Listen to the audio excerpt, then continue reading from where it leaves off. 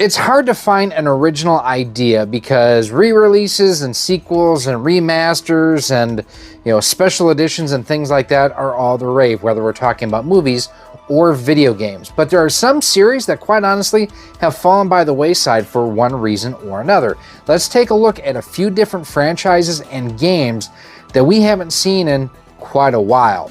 First up, one of my favorite beat-em-ups of all time is Final Fight. I even have the 1-Up arcade over there of Final Fight my wife got me for Christmas several years ago. This is great, and yes, we got a number of different versions, and the latest version I believe that we got was Mighty Final Fight on the NES, if not Final Fight Guy, whichever the one that had all of them on the Super Nintendo.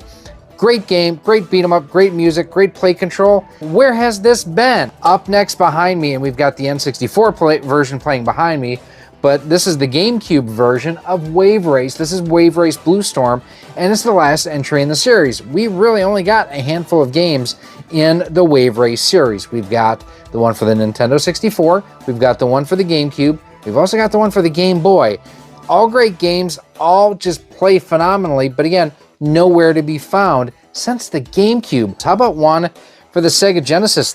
Castle of Illusion with Mickey Mouse. There were so many great Mickey Mouse games back in this era, and classic 2D side-scrolling platformers.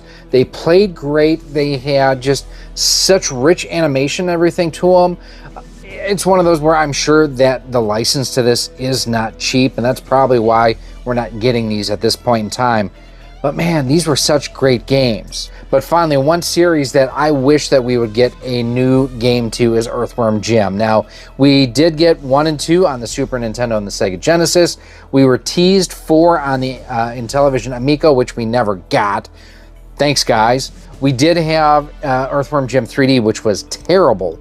But this was just stupid, fun, side-scrolling shooter, beat-em-up, action platformer that made you laugh as you went through there. This is one groovy sort of game, but one that we have not seen hide nor hair nor worm in many, many years. Honorable mention also goes to Diddy Kong Racing, another great kart-style racer that we got one version of pretty much on the N64, and I think there was a GBA or a Game Boy version. Let me know down in the comments. But with all the games and movies that we get with, their retreads and their re-releases and recycles and whatnot, why can't we get new versions of these great franchises? I want to know because